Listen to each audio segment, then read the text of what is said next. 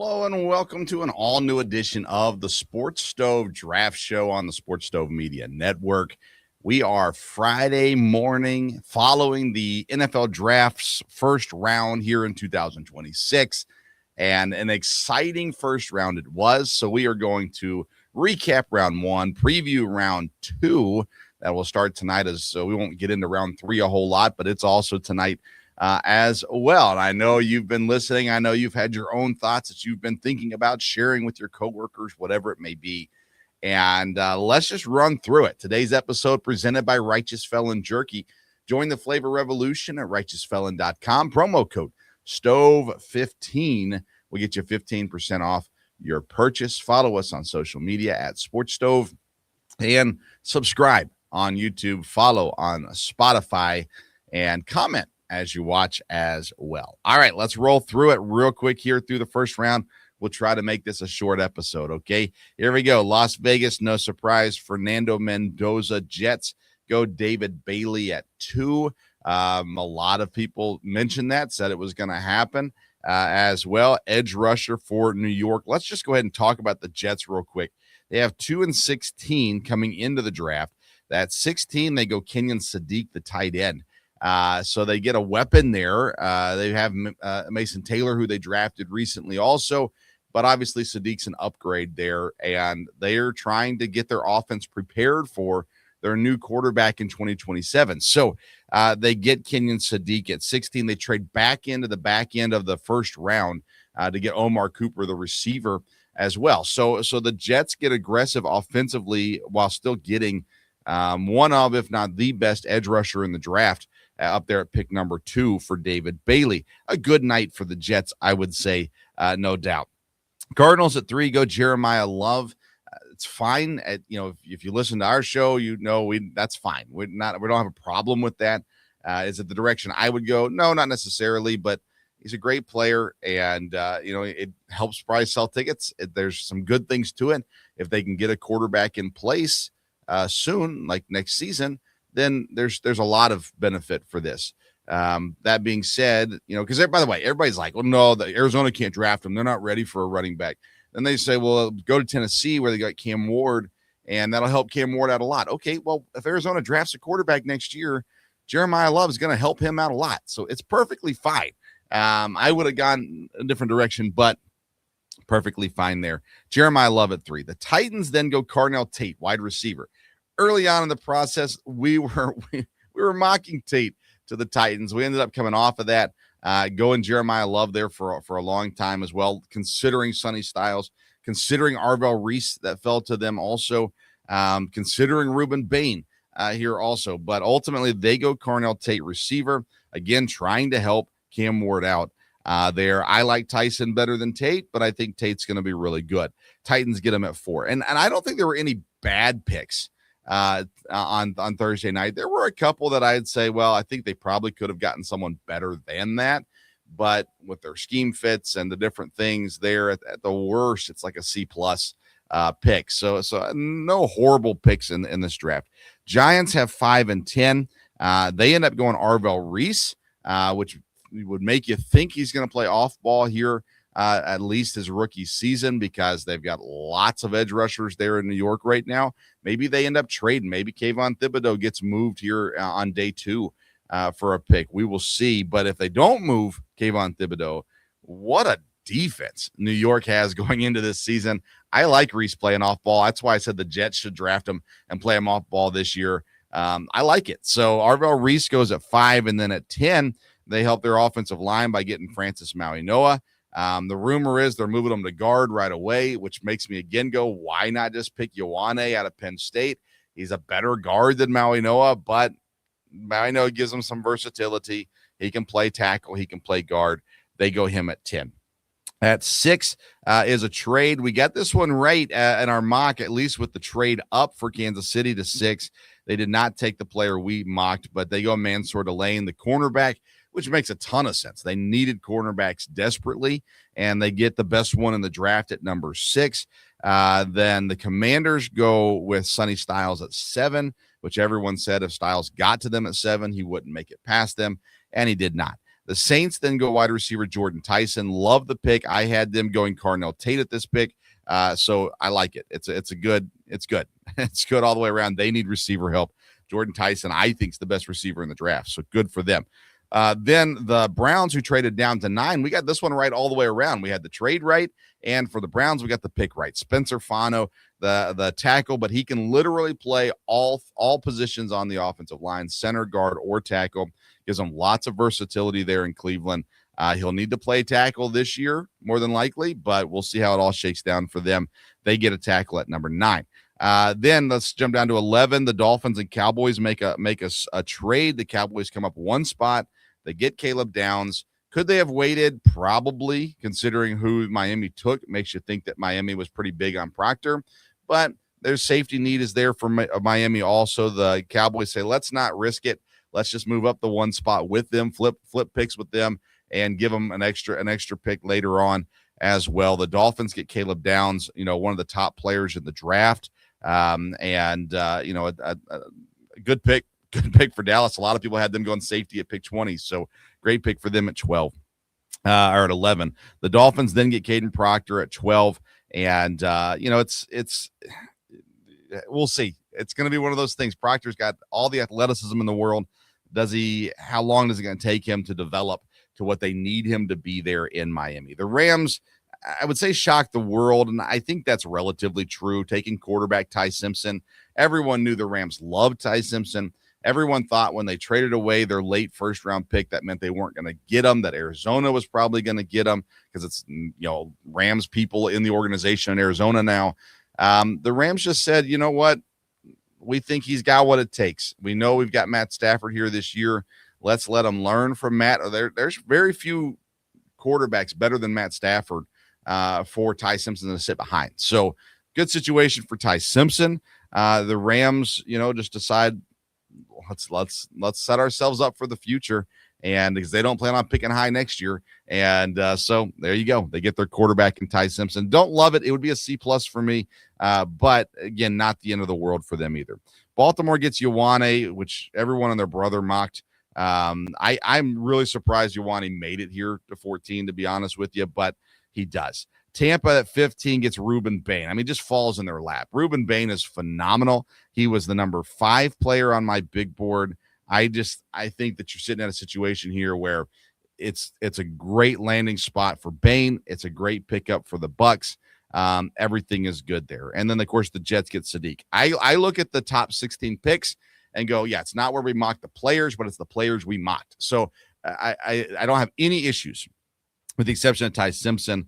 That's the players we mocked. I don't have any issues, though, with the top 16. Then it gets weird at 17, right? Lions go Blake Miller. I think it's a reach. If you follow us on Twitter, we told you Detroit always reaches for the guys they like. That's their history. And so they like Blake Miller. They go out and get Blake Miller. I think Blake Miller's a day 2 guy. He has a ton of experience. He's a good football player. Is he a top 17 player in this draft? To me, not even close. And so I'm really surprised in that sense that he went this high. I'm not surprised it's the Lions that took him. He'll probably play right tackle. It looks like they're going to kick Penei Sewell to left tackle, Sewell to left tackle. And so we'll see how it all plays out. I think he's a fine player. I just don't think he's a first round guy. I think he's a solid day 2 pick. I think he's a reach in day 1. All right, let's keep moving. Vikings, they go surprise then at 18, getting Caleb Banks, the defensive lineman. There was talk that they were going to go defensive line. Caleb Banks is an interesting one. It's a hit or miss kind of thing. He's got the talent, but does he have the motor? Does he have the motivation to be what you need him to be at pick 18? That's the question mark. He does have some injury issues also. It's one of those things. If it works, it works, right? If it doesn't, it doesn't. Everybody will laugh and call them fools. But until then, let's see what happens. Caleb Banks for me, that C+ range for me also. Panthers get Monroe Freeling from Georgia. Super powerful offensive line, versatile. He can go tackle. He can go guard. They don't really need guard necessarily unless one of their guys kicks to center. So he's probably playing tackle there for Carolina. Then at 20, we see Philadelphia move up with Dallas to get their receiver and Mekhi Lemon. The fit is the only question mark here. Mekhi Lemon's talented, but his body style is fit. It doesn't seem to give really any kind of broad range. in the Philadelphia receiving core now with A.J. Brown on his way out. Devontae Smith is slim. It's in his nickname. So there's question marks about the fit in Philly, but talent is there for Mekhi Lemon. Excuse me. Steelers go with offensive line and Maxi Hanachur from Arizona State. A little bit of a reach, but at the same time, the talent is there. The development is the question, and I think Pittsburgh can develop them. So we're fine there. Lower, B minus C plus kind of pick there as well for us. Chargers get Akeem Mesidor. I said, if you've listened to us, Mesidor, he had fits in the first round, and it wasn't for every team. Tampa, we thought was a fit. They get Ruben Bain. The Chargers are definitely a fit for Mesidor. And so great pickup here, great fit. Love how it lands there. The Cowboys then come back up at 23 after their trade down. They go Malachi Lawrence, the edge rusher out of Central Florida. We had Lawrence in the first round, not quite this high. I think there were better options. I think Keldrick Folk and TJ Parker were better options here, but I don't hate the pick either for Dallas. It's just a little bit of a pick. He's a little one-dimensional, in my opinion, but they needed an edge rusher. They got the one they liked. Cleveland at 24 goes Casey Concepcion. Love this pick. He's a playmaker, and they need playmakers in Kansas City. So we like that one there. We actually had that one mocked as well, so we're pretty happy with that pick. Bears get Dylan Thieneman. They needed safety help. Number 2 safety on our board. Number 2 safety off the board here for Chicago at 25. Then a slew of trades. Houston comes up with Buffalo to get Kalen Rutledge, the guard. In our opinion, a little bit high for this, but not drastically high. And then after that, Miami comes up a few spots to get Chris Johnson, the cornerback. And then New England comes up a few spots to get Caleb Lomu, the tackle. So 3 straight trade-ups here, 2 offensive linemen and a cornerback, all needs for these teams. So we like the fits for those. Kansas City at 29 gets Peter Woods. We love Peter Woods. He was our top-ranked defensive tackle on our big board. So a great value pick here for Kansas City to get him at 29. Omar Cooper, we talked about, gets the to New York with the Jets trading back into the first round. Tennessee trades back into the first round to get Keldrick Folk, the edge rusher. Absolutely love this pick for Tennessee to come up and get Folk and add him to what they're doing there in Tennessee, and with Robert Saleh at the head coaching spot. And then the Seahawks rounded out with a running back, Jadarian Price. Listen, Price was, let me see if I can find where Price was on my list. 52 on my big board. I'm not as high on him as others. Seahawks need running back help. Could they have traded, back or traded up into the second round to get him? Maybe, but you don't know how everybody else has him ranked either. And so at the end of the day, it's fine. It's again more of a C plus kind of pick for me. No major issue. Just, they have other needs too. They have cornerback needs, and there are some really good cornerbacks on the board right here. So really surprised by that. But outside of that, it's a fine pick. So there you go. No major horrible picks in round 1. Some winners, some losers. Some teams definitely got better. Other teams we're going to have to wait and see on. So let's talk about round 2. Best players available on my board. TJ Parker, my number 15 overall edge rusher, a player, but he's an edge rusher, is there. Denzel Boston, wide receiver, he's number 17 on my board. Avion Terrell, number 19 on my board, the cornerback. CJ Allen is at 24 on my board, linebacker. Then I've got McCoy and Hood, the Tennessee cornerbacks. They were number 25 and 26 on my board. Caden McDonald at number 30 and Chris Brazzell at number 32, the receiver out of Tennessee, are all on my board. Best player available. Round 2 is going to be full of edge rushers, right? Edge rushers, cornerbacks, receivers are going to be, I think, heavy here in round 2. So let's talk about edge rushers first. TJ Parker, R. Mason Thomas, Zion Young, Cassius Howe, Gabe Yakis, Romello Heights, Joshua Josephs, all guys to watch for here in round number 2 for the edge rushers.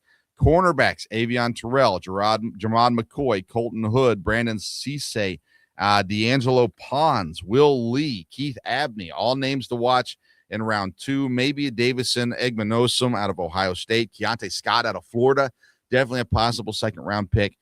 Definitely day 2 picks there as well. Takario Davis out of Washington State, another cornerback to watch in day 2. Receivers, Chris Brazzell, Zachariah Branch, Elijah Surratt, Malachi Fields, Antonio Williams, Jacoby Lane, Chris Bell, all guys here to watch in round number 2. Jeremiah Bernard is there. Jeremy Bernard from Alabama there as well. There are guys that I think we're going to see go pretty quick here in round number 2. Watch for some, of course, the defensive tackles. You still have Caden McDonald on the board, Christian Miller, Lee Hunter should all go here today. Then offensive linemen, Emmanuel Pregnon, Jennings Dunker, Caleb Tiernan, all possibilities here for round number 2. Safety, Emmanuel McNeil Warren should go at some point here in round 2. Linebackers, Anthony Hill Jr., who I absolutely love out of Texas. Jacob Rodriguez out of Texas Tech should go here in round 2 as well. There's, we're going to have fun. You look at round 2 right now. Here's how it starts off. 49ers, they traded down. Excuse me. The Cardinals, 34, pick number 2 here. Then the Bills, then the Raiders, the Giants, Texans, Browns, Chiefs, Bengals. Like, when you get into these top 10 picks here in the second round, you got teams that can get a lot better really, really fast. When you look at the Cardinals, they got their running back. So what are they going to look to do here in round 2? When you look at San Francisco, they traded out of their first round pick. So what are they going to look at? Receiver help? Possibly. They need some tackle help. Will they look at a guy, they go early here with tackle? What about like a guy like Eli Stowers, the tight end out of Vanderbilt? Kittle's there, and actually I like what they have going on with Tungus there also. But he's a playmaker, so let's see what happens there. Edge rushers in need would make a lot of sense for the 49ers here to start off the second round. The Bills sitting here. We've been mocking C.J. Allen there for a while. Great fit there in Buffalo. They've got needs to fill. Wide receiver is a big need that they have. Edge rusher, linebacker, safety, interior offensive line, cornerback. There's a lot of those there, so options there. Vegas gets Mendoza. Will they give him a weapon at pick 36? Very possibly. Wide receiver makes a whole lot of sense there too. The Giants are fun because they're sitting here at pick 37, and you look at what they did. Arvell Reese, Francis Mauigoa, they need wide receiver help. So watch for those guys. Denzel Boston, if he's there. Chris Brazzell, Zachariah Branch. There are options there for the Giants at 37. Houston, listen, they got better, and they get a top pick here in the second round. They got offensive line help with Kalen Rutledge. So now what do they do? I think you see edge rusher or defensive tackle there for Houston starting us off. Then we've got 5 teams in the second round that did not have a first-round pick. Indianapolis at 47, Atlanta at 48, Green Bay at 52, Jacksonville at 56, and Denver at 62. I think we could see Denver and Green Bay get aggressive here and move up in this round to find a guy they really like. Green Bay needs cornerback help. There's enough guys on the board that maybe they can wait at 52. But if there's a guy they love, I could see them jumping up. Injured guys are not something the Green Bay is necessarily known for going after, but to see Jermod McCoy sitting there currently would not surprise me if Green Bay decides to make a move on him, and depending on what, of course, their medicals came back as, and Colton Hood as well, Brandon Cisse as well. Like, those are 3 guys I could see Green Bay really falling in love with there and moving up to get. Denver has edge rushing needs, linebacker needs, defensive line needs. And when you look at that, who is there in those spots, again, there's a fair number of edge rushers, but I could see Denver making a move up to get one. Linebacker between Anthony Hill and Jacob Rodriguez, I could see Denver moving up to try to land one of those as well.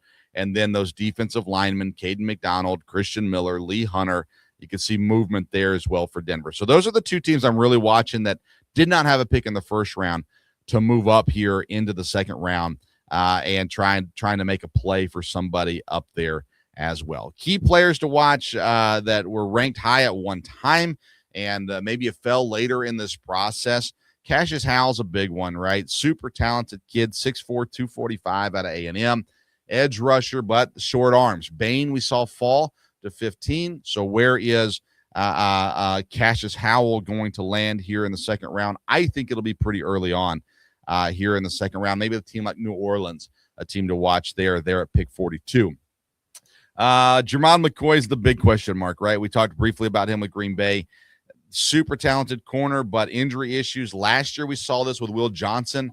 Arizona ended up getting him. So let's see what happens for McCoy, where he goes. You've got some teams, Cincinnati, that has cornerback needs. You've got Kansas City sitting at 40, who already got Mansour Lane. Can they come out of this draft with the top 2 cornerbacks on most people's boards, getting Jermon McCoy at 40, or maybe moving up to go ahead and snatch him also? All they have to do right now is survive 7 picks in the second round to get them. That would be crazy interesting, I think, to see McCoy and Delane end up in Kansas City. Would be a lot of fun also. Outside of that, Stowers, the tight ends, and interesting to see where he lands. D'Angelo Pons, really small, 5'9". Where does he go as well? McNeil Warren, who flew up people's boards. We were always lower on him than everyone else. So I'm happy that he's in the second round because that's where we had him graded. But again, sitting here as a possibility. I don't know that we're going to see any running backs go. I don't think we'll see any go in round 2. We may not see any go on Friday. Jonah Coleman's the next on our board running back. We love the Penn State guys.